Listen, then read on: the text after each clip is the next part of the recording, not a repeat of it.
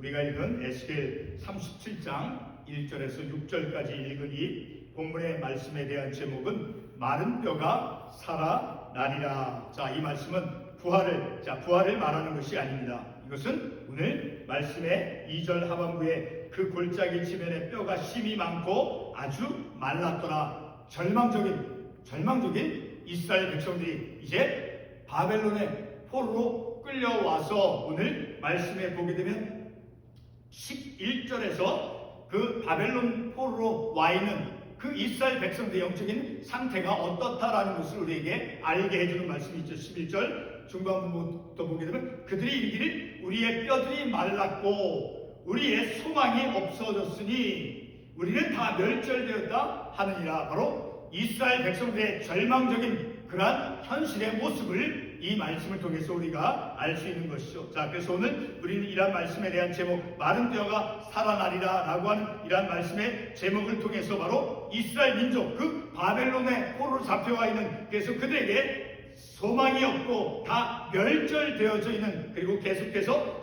12절과 13절에 보게 되면 이제 제가 읽겠습니다. 12절 중반부에 내가 너희 무덤을 열고 너희로 거기에서 나오게 하고 이스라엘 땅으로 들어가게 하리라. 마치 이스라엘 백성들이 죽은 자와 같이 무덤 속에 있는 그러한 영적인 모습으로 말씀해 주고 있죠. 그 무덤에서 나오게 해 주어서 마침내는 이스라엘 땅으로 돌아가게 해 주시겠다라고 하는 그 약속의 말씀, 다시 말해서 회생되어질 것을 이스라엘 백성들의 그 절망적인 현실 속에서 회복되어지고 회생되어질 것이라고 하는 그러한 말씀을 우리에게 말씀해 주고 있죠. 자, 동시에 이와 같은 말씀을 바로 우리의 삶에 적용할 때 바로 우리의 메마른 삶에 새로운 그러한 영적으로 회생되어지고 회복되어지는 그러한 무력한 삶에서 우리를 다시 회복시켜 주시고 그래서 새로운 믿음의 삶으로 살아갈 수 있는 그 길을 말씀을 통해서 우리에게 제시해 주고 있는 것입니다. 바벨론 나라 느부갓네살 왕은 이제 이스라엘 왕들 가운데 여호야긴 그 왕이 이스라엘의 왕이었을 때 이스라엘을 포로로 잡아갔습니다. 이때 포로로 이제 바벨론으로 포로로 끌려간 그 사람들 가운데 에스겔도 그 안에 포함이 되어 있었습니다. 에스겔 1장 1절과 2절이 말씀해 주고 있죠. 자, 에스겔은 이제 바벨론에 그 포로로 끌려갔을 때 그곳에서 이제 예언자로 부름을 받았다라는 것을 우리가 알 수 있어요. 자, 그것을 에스겔 1장 3절에서 말씀해 주고 있죠. 자, 에스겔 1장 3절 말씀을 제가 인용을 하겠습니다. 갈대아 땅 그발강가에서 여호와의 말씀이 부시의 아들 제사장 나 에스겔에게 특별히 임하고 여호와의 권능이 내 위에 있느니라. 자, 이 말씀을 통해서 볼 때 바벨론으로 끌려와서 그 포로로 있는 그 이스라엘 백성들 가운데 에스겔도 그 안에 포함이 되어져 있고 바로 그곳에서 이제 부름을 받았다라는 것을, 예언자로 부름을 받았다라는 것을 우리가 말씀을 통해서 알 수 있죠. 자, 우리가 방금 인용한 그 에스겔 1장 3절 이 말씀 바로 에스겔이 예언자로서 이제 부름을 받았다라는 것을 우리에게 알려주고 있죠. 바벨론으로 이제 그 이스라엘 백성들이 끌려감으로 인해서 이제 그 예루살렘은 바벨론에 의해서 점령을 당했죠. 그리고 모든 성읍과 성전이 파괴되어졌죠. 에스겔은 이와 같은 절망적인 이스라엘 백성들 한가운데에 있다라는 것을 우리가 말씀을 통해서 알 수 있죠. 그러니까 모든 성읍과 성전이 이제 모든 민족들이 바벨론으로 포로로 끌려간 그러한 상황, 바로 이스라엘 민족에게 아무런 소망과 그 미래가 파괴되어진 그러한 절망적인 그 현실 가운데서 에스겔 예언자가 이제 있다라는 것을 알 수 있죠.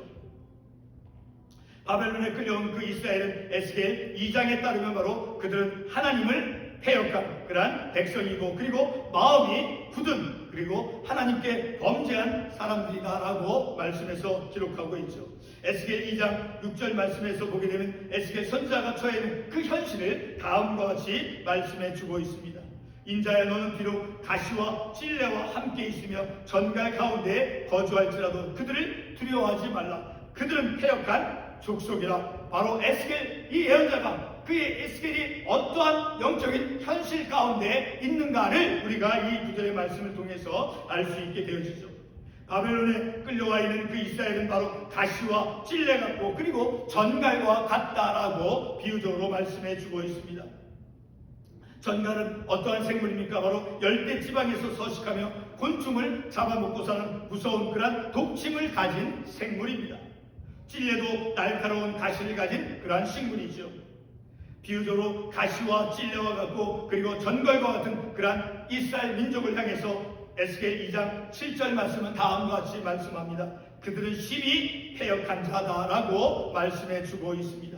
이와 같은 패역한 이스라엘은 오늘 본문의 말씀에서 에스겔의 그 환상 가운데 마른 뼈의 모습으로 나오고 있습니다. 그러니까 그 패역한 이스라엘 백성들의 그 영적인 현실이 어떠한가? 바로 그 골짜기에 마른 뼈들이 놓여있는 것과 같은 그러한 모습으로 이제 비유되어지고 있다라는 것입니다.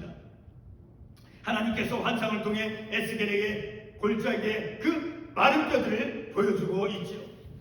오늘 우리가 본문의 말씀을 통해서 가장 중요하게 깨닫고자 하는 것은 바로 하나님은 생명의 주인이시며 그리고 생명과 소망이 없는 그런 마른 뼈와 같은 그런 인생에게 오직 말씀으로 회생되게 다시 살아나게 하신다라고 하는 그런 진리인 것이죠. 그러나 하나님께서 생명과 소망이 없는 자를 살아나게 하시는 그 목적을 본문이 분명히 말씀해 주고 있다는 것을 우리는 놓쳐서는 안 되는 것입니다. 6절에서 다음과 같이 말씀하고 있죠. 내가 여호와, 자 6절 말씀 제가 다시 읽겠습니다. 너희 위에 심줄을 두고 살을 입히고 가죽으로 덮고 너희 속에 생기를 넣으니 너희가 살아나리라. 또 내가 여호와인 줄 너희가 알리라. 이렇게 다시금 회생되어지도록 하는 것은 바로 하나님이심임을 그들로 하여금 알게 하기 위함이다라는 것을 우리가 분명히 이런 말씀을 통해서 알 수 있는 것이죠. 성도 여러분, 동물의 뼈든 사람의 뼈든 죽은 시체의 뼈를 다시 살아나도록 하는 것은 불가능한 것입니다.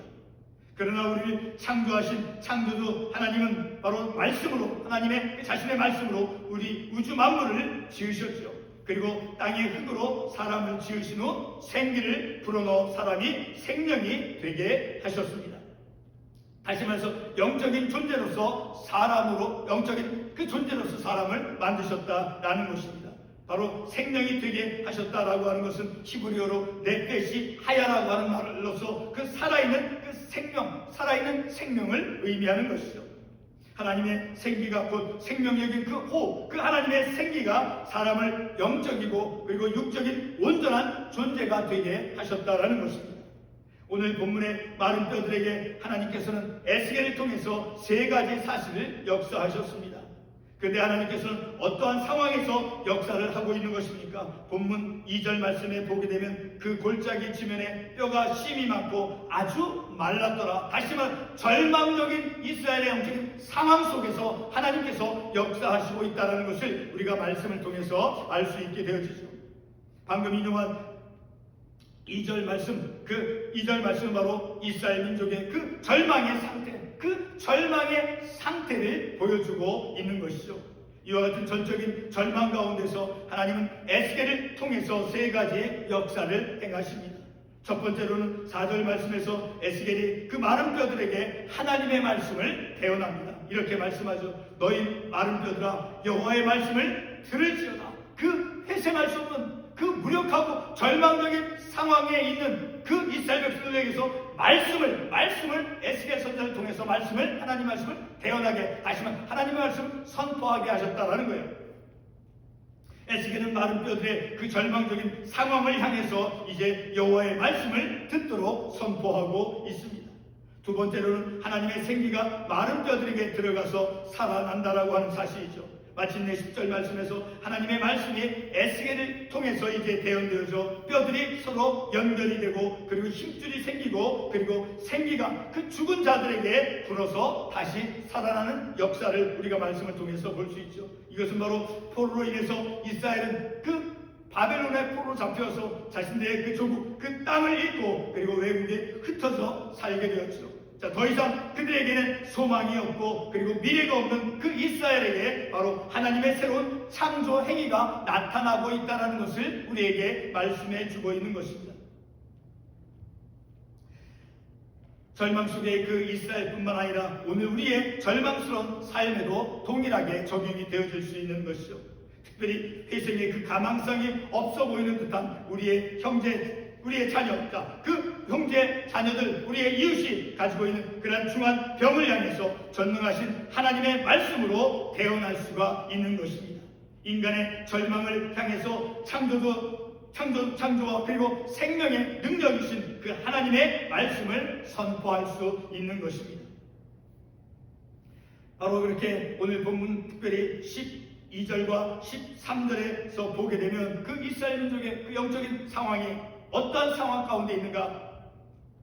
12절 말씀 중반부에 내가 너희 무덤을 열고 너희로 거기에서 나오게 하고, 마치 무덤 속에서 죽어있는 그런 존재와 같다라고 말씀해 주고 있죠. 13절에서도 내 백성들아 내가 너희 무덤을 열고 너희로 거기에서 나오게 한즉, 그 무덤 속에 죽어있는 자와 같은 그런 무력하고 절망적인 상황 가운데 있는 그 이스라엘 백성들을 향해서 하나님께서는 에스겔 선지자를 통해서 말씀을 대언하게 하셔서 그들로 하여금 다시금 회생되어지도록 하나님께서 역사하고 있다는 것을 우리가 이 구절의 말씀을 통해서 알 수 있게 되어지죠.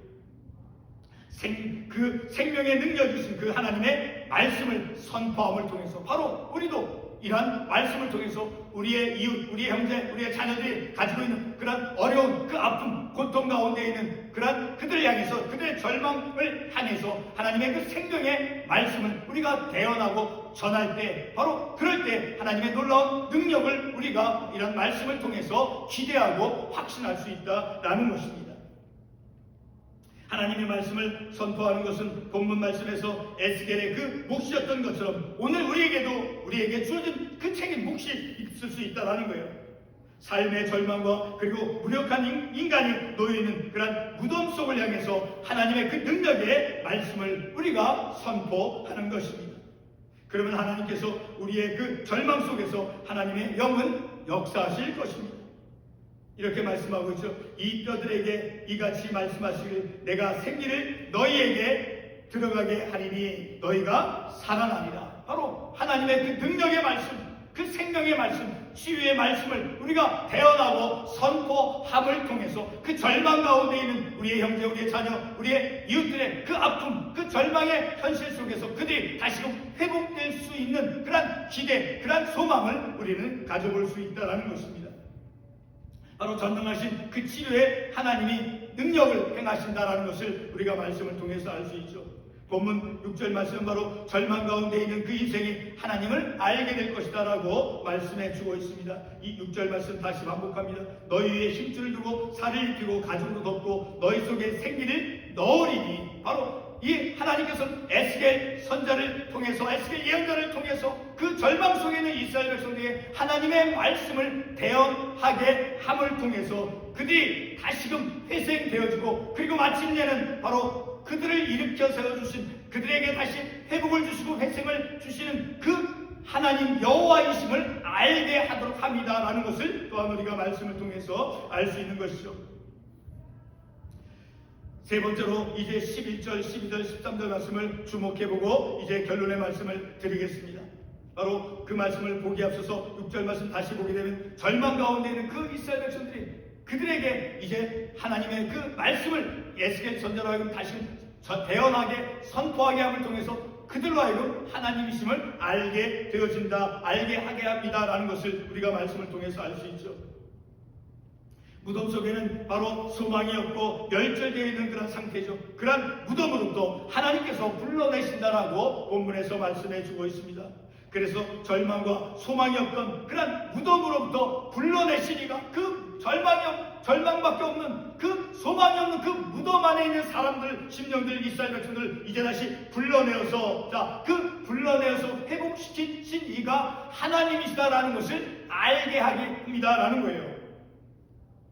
이렇게 절망과 소망이 없던 그런 무덤으로부터 불러내신 이가 바로 여호와이심을 알게 된다라고 말씀해 주고 있죠. 결론의 말씀을 드리겠습니다. 골짜기의 그 뼈들과 같은 그런 말라있고 소망이 없고 멸절되어 있는 그런 이스라엘 백성들, 그 무덤으로부터 그 무덤을 열고 그리고 그 무덤으로부터 나오게 하시는 그 하나님이심을 우리가 말씀을 통해서 깨닫는 것이죠. 바로 그러한 사실을 이스라엘 백성들로 하여금 또한 깨닫게 해주신다는 거예요. 생명의 하나님, 다시 말 살리시는 하나님이다라는 것을 우리가 깨닫는다라는 것이죠. 바로 이 하나님께서 우리의 형제 자매 그 중한 질병으로부터, 소망이 없어 보이는 그러한 절망으로부터 다시금 회생시켜 주실 것이라고 하는 그러한 확신, 그러한 믿음을 우리는 오늘 이 본문의 말씀을 통해서 깨닫는 것이죠. 7절 말씀 다시 한번 반복해 보겠습니다. 7절. 이에 내가 명령을 따라 대언하니, 다시 말 하나님의 명령에 따라서 그 에스겔 선지자가 그 절망 속에 있는, 그 소망이 없는, 미래가 없어 보이는 그 이스라엘 백성들에게 대언함을 통해서, 그 대언할 때 소리가 나고 움직이며 이뼈 저뼈가 들어 맞아 뼈들이 서로 연결되더라. 다시 회생의 역사가 일어난다 말이에요. 어떨 때? 하나님의 말씀을 선언할 때, 하나님의 말씀에 따라서 하나님의 말씀을 대언하고 선포할 때 그러한 놀라운 생명과 치유의 역사가 일어난다는 것을 우리가 이 말씀을 통해서 알 수 있는 것이죠. 그러므로 우리는 하나님의 말씀을 절망 속에 있는, 무력함 속에 있는, 아픔 속에 있는 그들을 향해서 우리가 할 수 있는 것은 하나님의 말씀을 그들에게 대언하는, 아픔 가운데 있는, 절망 가운데 있는 그런 형제, 자녀, 이웃들에게 하나님의 생명의 치유의 말씀을 우리가 대언하고 선포함을 통해서, 그 말씀을 통해서 하나님의 놀라운 치유의, 그리고 회복과 회생의 역사가 반드시 일어날 것이다라는 것을 우리가 말씀을 통해서 깨닫고 확신하는 것입니다. 기도하겠습니다.